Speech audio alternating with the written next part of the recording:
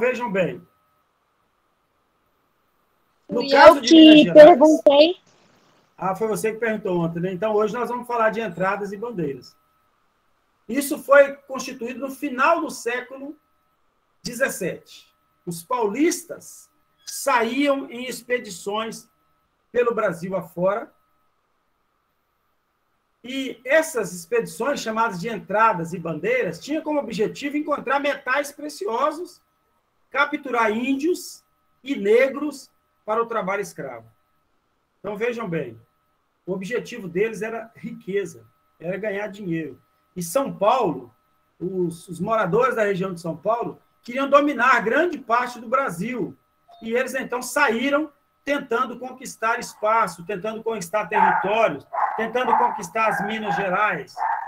Minas sempre foi um dos estados brasileiros com mais recursos em produtos minerais, em pedras preciosas.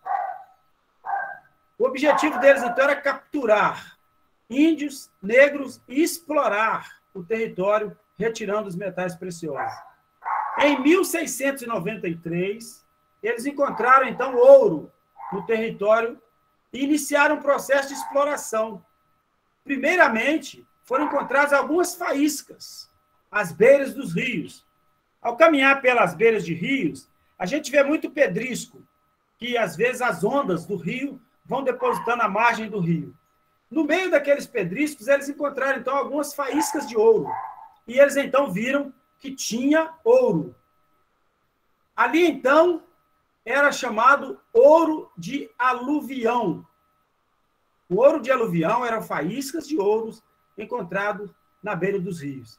Eles eram retirados da água com auxílio de uma bateia. A bateia era como se fosse, hoje, por exemplo, quando a gente vê essas panelas de vidro que tem a tampa e no fundo dela, no meio dela tem um furo, onde é enroscado o puxador da tampa. A bateia era semelhante àquilo, só que era um material de bronze, né?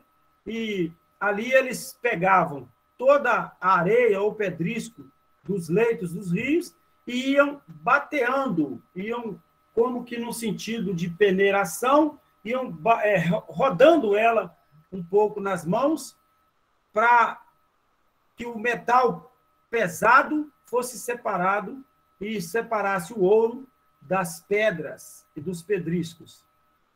Então, a bateia era uma espécie de prato de metal que os garimpeiros iam girando até concentrar apenas o ouro no meio dela. Então, no lugar do furinho que nós temos hoje, que é para a tampa, tinha ali uma espécie cônica. No meio daquele cone, no fundinho ali, parava, então, o minério, que era o ouro. A fim de encontrar, então, mais ouro, foram escavados nas serras, né? Em grandes áreas, à busca de minas. Começaram a furar buraco nas montanhas, que pudessem ter o metal preso nas rochas. Após extraírem as rochas, eles passavam nos rios para separar o minério do ouro e guardavam o ouro em pó. Então, eles faziam aquelas minas, uma espécie de um buraco que acaba se tornando uma caverna, né? Era chamado de minas. Ali eles extraíam as terras que continham ouro, levavam para onde tinha muita água, lavava na água, bateando para separar o ouro das pedras. Para administrar essa exploração, a corte portuguesa fundou, em 1709, a capitania de São Paulo e Minas do Ouro. Então, vejam bem, Minas Gerais foi chamada a princípio Minas do Ouro, porque a concentração de ouro que era muito grande. Com a concentração de gente nas minas e capitania, foi separada em 1720, sendo criada, então, capitania de Minas Gerais. Então, nós passamos a chamar Minas do Ouro, depois passamos a chamar Minas Gerais, porque aqui tinha mina de tudo quanto é espécie de pedras preciosas, como tem ainda hoje. Mais tarde, adotaram Vila Rica, que hoje é Ouro Preto, como capital do estado. Então, Ouro Preto foi a primeira capital do estado de Minas Gerais e era chamado Vila Rica, certamente por causa da grande concentração de pedras preciosas em Ouro Preto. Aí nós temos Ouro Preto, Diamantina, Tiradentes, Ponte Nova, uma região próxima ali da capital Belo Horizonte, que foram fontes de renda muitos anos para os colonizadores do Brasil, que eram os portugueses. Aí, no decorrer do século XVIII, diversas vilas e cidades foram sendo criadas. À medida que metais e pedras preciosas foram sendo encontrados, essas vilas foram sendo criadas, como Sabará, São João del Rei, Mariana, Diamantina, Tiradentes e outras que surgiram nesse contexto. Para conter o contrabando de ouro, a administração portuguesa proibiu a circulação do ouro em pó, o que era bem comum na época, já que após a exportação, após a extração, o ouro ficava em pó. E criou, então, as casas de fundição, onde todo o ouro extraído devia ser levado para que o ouro fosse derretido, colocado em formas, fazer ali barras de ouro e cerca de 20%, ou seja, 1/5 de todo o ouro apurado era retirado para pagamento de impostos a Portugal. Então, a coroa portuguesa recebia 1/5 de todo o ouro produzido. Esse 1/5 extraído e levado para Portugal causou tanta indignação nos primeiros brasileiros que eles passaram a chamar isso de o quinto dos infernos, porque pegava 20% de tudo que se produzia e tinha que entregar de mão limpa para os colonizadores portugueses. Aí nós, desse ouro que era levado, o restante que sobrava aqui recebia um carimbo que confirmava que aquele metal já tinha passado pela casa de fundição.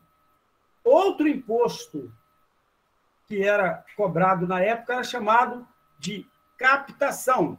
Era cobrado sobre as pessoas que trabalhavam nas minas, ou seja, os fazendeiros, poceiros de minas, né? Eles tinham pessoas que trabalhavam para eles. Sobre cada trabalhador tinha que se pagar impostos para o imperador aqui na época, para os colonizadores. Então, cobrava sobre cada pessoa que trabalhava nas minas. Quem trabalhava por conta própria, pagava por si mesmo. Mas havia alguns senhores que tinham uma grande quantidade de escravizados que trabalhavam para eles e pagavam por cada escravidão. É interessante você observar que eles, a vida inteira, eles tinham que pagar impostos. Se qualquer pessoa se apresentasse em uma mina para fazer a retirada de ouro, ele poderia retirar. Mas o ouro dele teria que passar pela casa de fundição, ali se tirava os 20% que pertencia à coroa portuguesa, entre aspas, né? Porque, na verdade, eles não faziam nada, e cobrava esse chamado quinto dos infernos, levava 20% para Portugal, e os trabalhadores ainda tinham que pagar impostos por estar explorando a riqueza natural do nosso solo. Em Minas Gerais, então, formou-se uma sociedade bastante desigual. Uma minoria, uma bem pequena parte da sociedade, minoria, formava a classe favorecida. E tinha uma grande quantidade de escravizados que viviam da extração do ouro e do comércio. Havia também uma grande quantidade de escravizados que podem ser divididos em 3 grupos. Tinha ali os escravos das minas. Escravos das minas trabalhavam em lugares escuros, apertados, mal ventilados, para extrair o ouro e acabava tendo uma expectativa de vida curta. A maioria deles morria cedo, porque tinha péssimas condições de trabalho. E, além disso, eles recebiam castigos físicos. Eles tinham que trabalhar debaixo de açoite. E muitos deles não aguentavam e acabavam morrendo. Havia também os escravizados domésticos, aqueles que tinham que trabalhar nas casas dos seus senhores, enquanto as esposas e filhas ficavam curtindo a vida, né? Eles tinham que trabalhar e cuidar da casa. faziam toda a tarefa da casa. Por último, tinha os escravos urbanos, aqueles que vendiam os quitutes, né? Outras coisas para seus senhores. Parte do dinheiro conquistado pelas vendas podia ser usado para conquistar sua carta de alforria. Poderia garantir a liberdade a eles. Então, às vezes, tinham pessoas que trabalhavam incessantemente para conseguir valores para pagar a sua alforria. Um outro grupo, muitas vezes desconsiderado, eram os chamados cidadãos livres e pobres, chamados por alguns historiadores como desclassificados. Eles não tinham classificação definida, formavam uma parcela considerável da sociedade mineira e eram geralmente mestiços e viviam de trabalho simples. A religiosidade era uma característica marcante da sociedade colonial. Nos engenhos do Nordeste, eram construídas capelas para que as famílias pudessem rezar, e o padre ia constantemente para realizar as celebrações. Já em Minas Gerais, os jesuítas foram proibidos de entrar, obrigando a sociedade a criar as irmandades, que eram responsáveis por ajudar a paróquia. As igrejas, no estilo barroco, foram construídas por essas irmandades, em situações em que não era possível ir à igreja. As pessoas criavam os oratórios que podiam ter em casa ou levar em viagens. Hoje ainda a gente ouve falar muito sobre irmandades, né? Principalmente nas zonas urbanas, a gente ouve falar que a irmandade da zona rural, tal, porque nas zonas mais distantes da cidade, onde tem a dificuldade do padre de chegar até lá todos os dias, são criadas, então, as comunidades nessas áreas, são chamadas de irmandade. Bem, galera, esse é o tema da nossa atividade agora do PET 3, semana 3. A indústria açucareira, economia da sociedade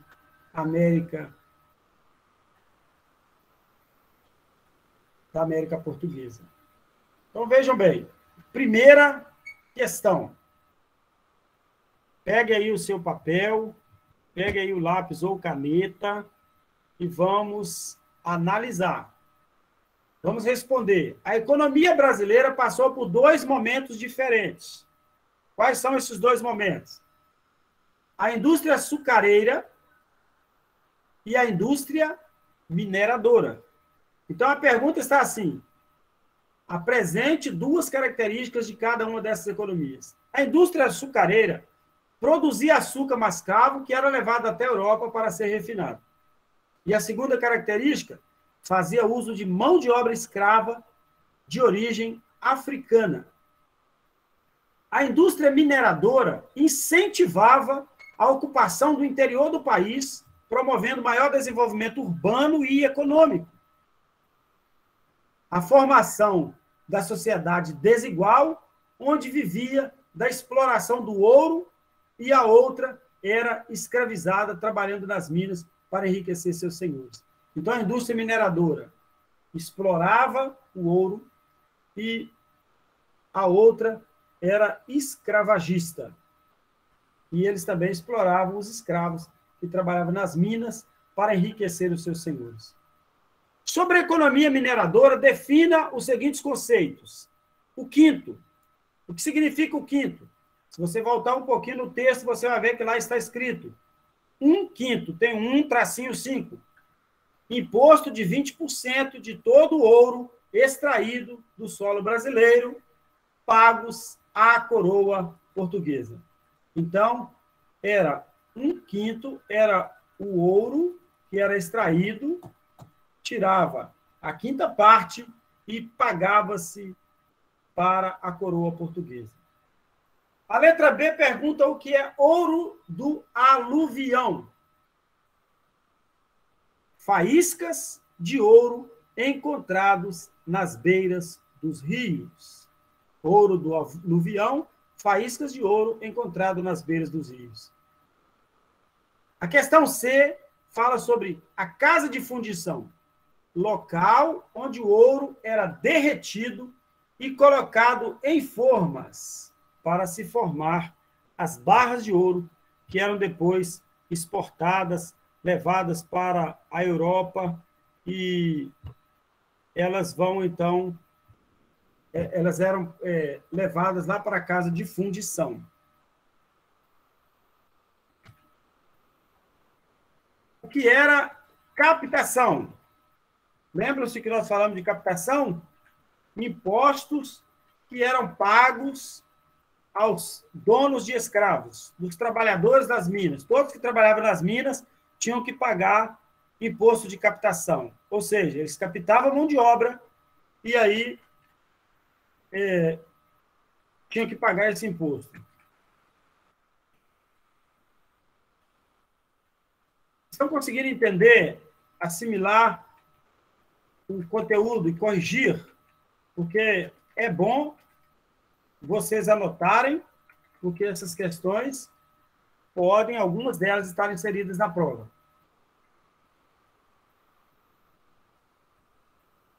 Questão número 3. Explique o que era um engenho. Como era a sua estrutura física. Engenho. Mais especificamente, para nós hoje, local onde se moe a cana. Mas, na ocasião, eram as fazendas. As fazendas eram chamadas de engenhos. Era uma área enorme, plantada cana em quase toda a sua extensão, para fazer o caldo da cana e, posteriormente, formar açúcar ou aguardente. Esses produtos depois eram utilizados como moeda de compra de escravos na África.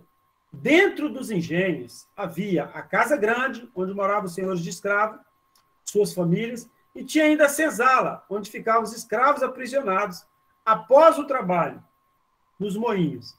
A plantação de cana cobria quase todo o terreno, e a cana era trabalhada até formar o açúcar mascavo. Então, engenho, a área chamada hoje por nós de fazenda, onde ficavam ali a casa grande, onde moravam os senhores, senzala, onde os escravos moravam e eram aprisionados após o trabalho, e também ao lado da casa grande ficavam os moinhos, que era o lugar onde se moía a cana para fazer o açúcar. Questão número 4. Com base no que você estudou sobre a sociedade colonial, analise quais as características deste período ainda podem ser percebidas na sociedade brasileira.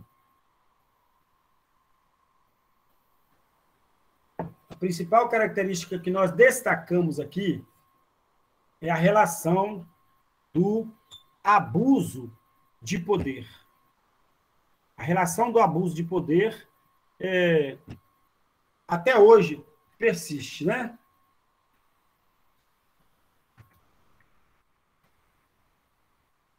Infelizmente, outra questão que ainda impera no nosso país, como herança da época, é o racismo. Então, veja bem, desigualdade social, abuso de poder e racismo. Ainda hoje, nós vemos na nossa sociedade. Isso é intolerância e desrespeito ao próximo. A semana número 4, porque a nossa aula não pode ser muito demorada, senão vocês que não almoçaram nem vão almoçar, né? Fala sobre a colonização da América Espanhola.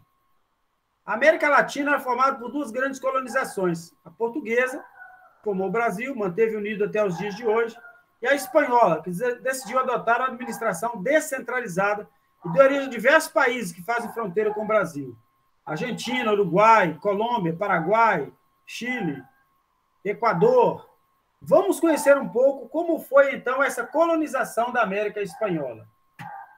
Vejam bem, Portugal colonizou o Brasil, pegou a maior extensão de terra. A Espanha, por sua vez, colonizou vários pedaços de terra que hoje são conhecidos como Argentina, Uruguai, Colômbia, Equador. Esses países se tornaram países de língua hispânica. Eles falam o espanhol ou o castelhano, porque foram colonizados pelos espanhóis. Quando os primeiros espanhóis chegaram à América, encontraram sociedades indígenas complexas e usando grande quantidade de ouro. Isso chamou a atenção dos espanhóis. Opa, tem riqueza nessa parte. E esses não civilizados não vão ser problema para nós. O espanhol Hernán Cortés, por exemplo, liderou o exército para dominar o Império Azteca. Essa dominação ocorreu por dois motivos. Superioridade bélica dos espanhóis, eles já tinham nessa época armas de fogo potentes, e as doenças trazidas pelos espanhóis à América, que acabou matando milhões de índios, pois seu sistema imunológico não tinha defesa contra essas doenças. Então, enquanto os índios tinham apenas o poder do arco e flecha no Império Azteca, os espanhóis tinham armas de fogo, as carabinas, as bazucas. Então, quando os índios chegavam, antes que os índios atacassem os espanhóis atiravam e muitos índios foram mortos. Para aumentar a dominação sobre os povos indígenas, os espanhóis criaram intrigas entre as tribos locais. Então, eles semearam contenda, fazendo com que as tribos brigassem entre si. Brigando entre si, eles se dividiram. Além disso, eles usaram a mão de obra indígena, escravo, para conquistar seus objetivos. Os espanhóis, então, adotaram uma administração descentralizada para aumentar a capacidade de colonização das terras. Aí, o sistema adotado por eles foi chamado de vice-reinos e capitanias gerais. Nos vice-reinos, Nova Espanha, Capitania Geral Guatemala, Capitania Geral Venezuela, Guianas, o vice-reino da Nova Gramada, vice-reino do Peru, vice-reino do Rio da Prata, que é a Argentina, e capitania do Chile. Então, tinha um rei da Espanha, e esses pedaços de terra ocupados pelos espanhóis passou a ter vice-reis, ou representantes legais do rei em seus territórios. Essa estrutura possuía uma série de órgãos e setores que facilitavam o controle e a exploração. A sociedade colonial espanhola tinha uma estrutura rígida, muito bem organizada. Os vice-reis e capitães gerais eram representantes do rei na América, portanto, os cargos mais importantes nas colônias. Mas havia também os chapetones, que podiam exercer importantes cargos políticos, como, por exemplo, nos cabildos, chamados também de ayuntamientos ou ajuntamentos, câmaras municipais que controlavam leis nas cidades. Então, o que eram os cabildos? Eram os ayuntamentos ou ajuntamentos. Eram as câmaras municipais que controlavam as leis na cidade. Os chapetones eram espanhóis que migraram para a América para trabalhar e tinham direitos superiores aos outros. Abaixo deles estavam os crioulos, que recebiam esse nome por serem filhos de espanhóis que nasceram e foram criados na América. Então, se alguém perguntar para você quem é um crioulo, o crioulo é aquele filho de espanhol nascido na América, nascido aqui no Brasil, nascido no Chile, nascido no Equador. Então, nós vamos ver muitas questões sobre isso.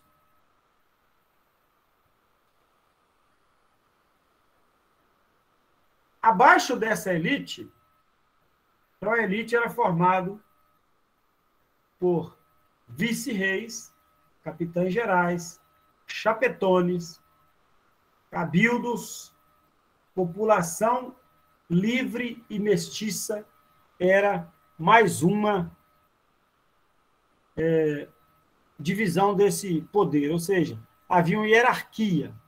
Os chapetones, eles ocupavam os cargos administrativos, militares e religiosos.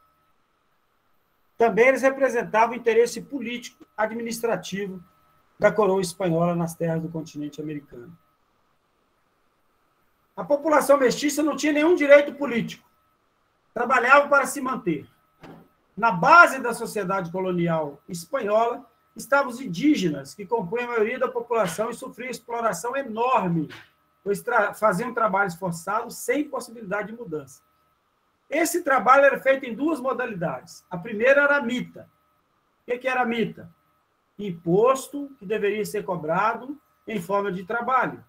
Alguns índios eram sorteados para trabalhar de forma compulsória, que era obrigado. Essa prática foi herdada dos incas e bastante explorada no contexto. Outra modalidade de trabalho era a encomenda. Você já deve ter ouvido falar de encomendador, né? Quem assiste novela aí de tempo vai lembrar disso. Eles recebiam da coroa espanhola um território para explorar. Em troca, eles tinham a obrigação de catequizar a população indígena que ali vivia. Então, a modalidade da encomenda, uma relação de trabalho que consistia em um encomendeiro, que era o seu senhor, recebia da coroa espanhola um território para explorar. E, em troca, tinham que catequizar a população indígena que ali vivia, e essa, por sua vez, trabalharia para o seu senhor. Além dessas duas modalidades, havia também a escravidão africana, principalmente em locais que não havia mão de obra suficiente. Então, nós temos, nesse contexto, os vice-reis, capitães gerais, chapetones, cabildos, os crioulos, população livre mestiça, a mita, a encomenda, Conselho Real, que é chamado Conselho Real e Supremo das Índias. Só um minuto, por favor.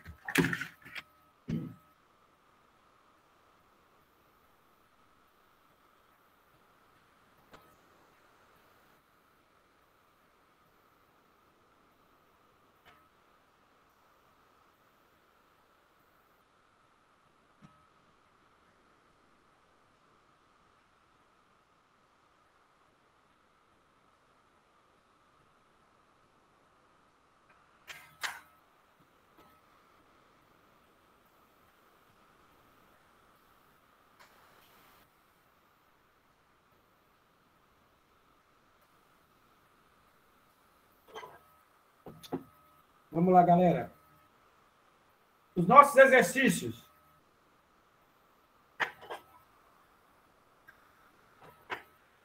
Atividades. PET 3, semana 4. Explique fatores que levaram os espanhóis a dominar os indígenas. Chamaram a atenção dos espanhóis porque usavam muito ouro e a capacidade bélica dos espanhóis era muito grande.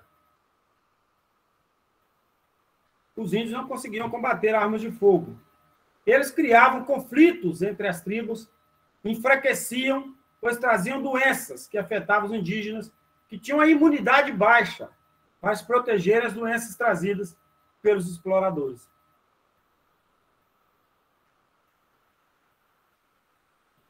A questão número 2. Pelo menos 287 indígenas brasileiros, entre eles 13 Yanomami, já perderam a vida em decorrência do novo coronavírus. Em um ritmo que se acelera. De acordo com o Comitê Nacional pela Vida e Memória Indígena, foram 28 óbitos em todo o mês de abril. Já nos primeiros 8 dias de junho, o número triplicou, chegando a 89 mortes. A mais recente perda foi a de Paulino Paiacã, líder caiapó de 87 anos, que faleceu nesta quarta-feira no Hospital Regional Público de Araguaia, no sudeste do Pará, onde estava internado desde o dia 9 de junho. Antes dele, no sábado, um bebê caiapó de apenas 45 dias tornou-se o primeiro óbito registrado entre os indígenas do Xingu, no Mato Grosso. Há outros 2 casos confirmados da doença na região, de acordo com o Ministério da Saúde. Qual a relação da questão indígena atual e dos indígenas durante a colonização espanhola? A primeira relação que nós vemos é o seguinte: os índios, ou os indígenas, eles geralmente sofrem a influência de doenças que são levadas até eles. E como eles estão distantes e com poucos recursos para cuidar da saúde, acaba provocando ainda mais a morte de muitos índios. Então, a resposta é a existência dos povos indígenas, mostra ainda uma resistência a todas essas atrocidades que enfrentaram. Quando o Brasil foi descoberto, havia por aqui 3 milhões de indígenas. Hoje temos, em média, 800 mil indígenas no país. Por viverem em região distante, inóspita, difícil, eles acabam contraindo essas doenças levadas pelo homem branco. Agora, a questão do texto, quando fala sobre a questão do coronavírus, evidentemente, nenhuma parte do Brasil ficou impedida de receber o corona. Nenhuma parte. Todas as partes do Brasil, todos os estados do Brasil, e acredito que todas as cidades do Brasil, sofreram com pelo menos um caso de coronavírus. É uma doença letal, é um maldito vírus que se pega pelo ar, e a perda de vidas foi bem expressiva, vamos dizer assim. Mas o número de pessoas que foram curadas foi muito maior. Então, quando o texto fala, evidentemente, a imprensa, o interesse da imprensa é levar uma notícia que causa impacto, eles dão prioridade a falar da morte. E nós preferimos falar de vida. Então, se foram 89 mortos até agora, lamentamos, evidentemente. Mas em 800 mil índios, morreram aí 89 até a data que foi feito aquilo ali. Eu perdi irmão com coronavírus. É terrível a doença. Os nossos cuidados que estamos tendo na escola também é para isso. Agora, se o objetivo dessa matéria foi tentar dirigir o foco para alguma coisa, não sei se eles conseguiram. Mas a relação que nós vemos é a fragilidade do povo indígena, a dificuldade que eles têm para adquirir medicamentos e, consequentemente, por isso, eles sofrem dificuldade para combater as doenças, tanto doenças tropicais, sazonais, como as doenças de pandemia, como é o caso do coronavírus. A letra B diz assim: por que há uma preocupação com as populações indígenas com relação a doenças contagiosas? Porque vivem em regiões inóspitas, eles têm baixa imunidade, são mais suscetíveis à doença, pois são escassos os seus recursos para cuidar da saúde nas aldeias. Precisam ser preservados de contato com pessoas que possam levar doenças até as aldeias. A letra C, o que poderia ser feito para que as doenças não afetem as comunidades indígenas? Campanhas de vacinação, imunização de todas as tribos para dar mais segurança em seus contatos com os povos da civilização. Eles deveriam ser mais respeitados, pois fazem parte da história do país e foram nossos primeiros habitantes. Então, mais respeito com os indígenas. A primeira falta de respeito é chamá-los de índio, porque se tornou um termo pejorativo, alegando serem não civilizados e serem rudes ou agressivos. A questão número 3 fala sobre a sociedade colonial espanhola. tinha uma estrutura rígida, sem mobilidade social. Identifique, explique cada um desses grupos que compunham essa sociedade. Vice-reis e capitães gerais eram representantes dos reis nas Américas. A parte americana, colonizada pelos espanhóis, Chile, Venezuela, Bolívia, Colômbia, Equador, Peru, foram enviados para lá vice-reis e capitães gerais. E tinha outra classe que era dos chapetones espanhóis que migraram das Américas e migraram da Espanha para a América. Eles vieram de lá para cá. Os crioulos, filhos de espanhóis nascidos aqui na América, mestiços e índios, não tinham direitos políticos, trabalhavam para se sustentar. Os indígenas, então, eram forçados a trabalhar. Questão importante.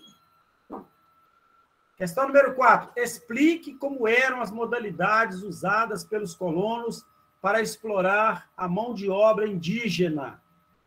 Era mita e encomenda. Mita era uma instituição de origem inca, utilizada por essa civilização quando da formação do seu império, antes da chegada dos europeus. Consistia na exploração das comunidades dominadas, utilizando uma parte de seus homens no trabalho das minas. Encomenda. A encomenda permitia ao encomendeiro, um fidalgo espanhol, cobrar tributos na forma de trabalho ou de bens materiais a determinada população indígena. Então, a encomenda era uma equipe de fidalgo espanhol que era mandado para cá e ele, então, cobrava tributos na forma de trabalho ou bens materiais a determinada população indígena. Então, galera, essa foi a nossa semana 3 e a nossa semana 4 do PET 3. Eu dividi para vocês em 2 PETs para não ficar muito cansativo. Espero não ter sido cansativo. Eu sei que posso ter falado rápido, e isso às vezes dificulta, mas entenda que em breve esse vídeo vai estar no meu canal para que vocês possam acessar.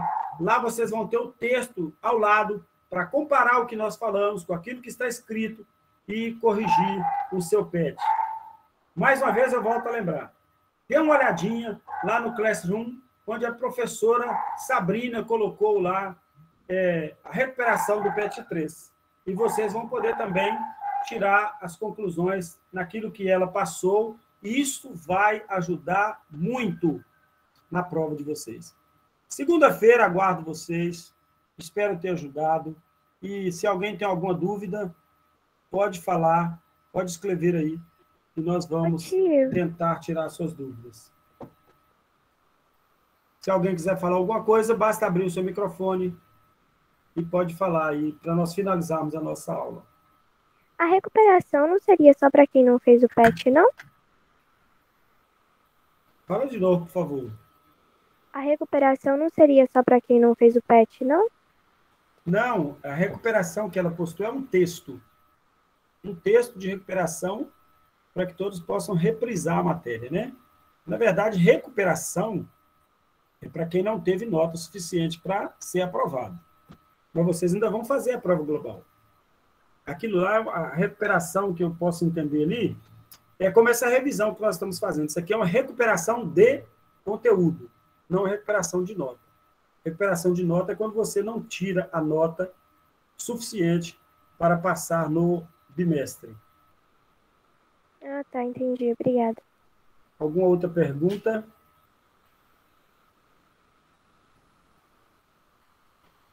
Se não tem, então nós vamos já liberar vocês dessa nossa... Oi? Pode falar. Haviam mais de um tipo de engenho, não haviam? Mais de um tipo de engenho? Mas o termo engenho, no sentido da palavra, ele não era simplesmente o lugar onde se moe a cana. Hoje nós conhecemos como engenho a máquina de moer cana. Na época da escravidão, na época da alta produção de açúcar, engenho era fazenda. O ambiente todo da fazenda era chamado de engenho. Dentro do engenho é que tinha o que nós poderíamos dizer hoje como engenhoca, a máquina que moía a cana para fazer o melaço e do melaço fazer a rapadura, fazer o açúcar mascavo e depois o açúcar refinado. Então é bom, essa sua pergunta é bem pertinente, porque engenho não é simplesmente a máquina de moer cana. Engenho, no nosso contexto, do tempo da escravidão, era o local, o terreno, o latifúndio, a propriedade, a fazenda, onde se plantava cana-de-açúcar. O engenho era todo coberto de plantação de cana-de-açúcar. Dentro do engenho tinha a casa grande, onde morava o senhor das terras, tinha a senzala, onde dormiam os escravos amontoados, e muitos deles amarrados, acorrentados, para evitar a fuga. E tinha também o moinho, onde se moía a cana-de-açúcar para poder fazer a rapadura. Assim também o açúcar mascavo. E tinha o alambique. O alambique já era um outro setor, como nós explicamos aqui, como se fosse uma grande chaleira, e dela subia o vapor do caldo de cana fermentado já no seu interior, subia dela ali um vapor em fervura, que transformava na aguardente, e depois era trocada por escravos lá na África. Então, essa é a definição de engenho. Então, tinha muitos engenhos, ou seja, cada fazenda era chamado de engenho. E tinha naquela época, então, os chamados senhores de engenho. Eles eram proprietários de terras que ganhavam da coroa para explorar essas terras, escravizando as pessoas, plantando cana-de-açúcar, explorando minas de ouro, para poder contribuir com os 20% para a coroa portuguesa. O objetivo de Portugal não era ser bonzinho de dar terra para os outros. O fazendeiro tinha direito de usar aquelas terras, que era chamado de engenho, para produzir riqueza para Portugal. Ok? Alguma dúvida? Ok. Se alguém tem mais alguma dúvida, por favor. Se não tem, a gente vai liberar todo mundo para almoçar, né? Beleza, galera? Aguardo vocês, então, segunda-feira, para a nossa última aula de revisão, porque terça-feira é feriado, vai todo mundo descansar, passear no parque, leva o livrinho para ler lá no parque, né? Leva o seu pet para dar uma leitura. E aí você vai poder ver toda a matéria no nosso link em instantes. Assim que eu publicar o vídeo, vou enviar o link para que você possa estudar e ter o seu melhor entendimento sobre o conteúdo da matéria. Então, eu vou editar o vídeo, publicar no link,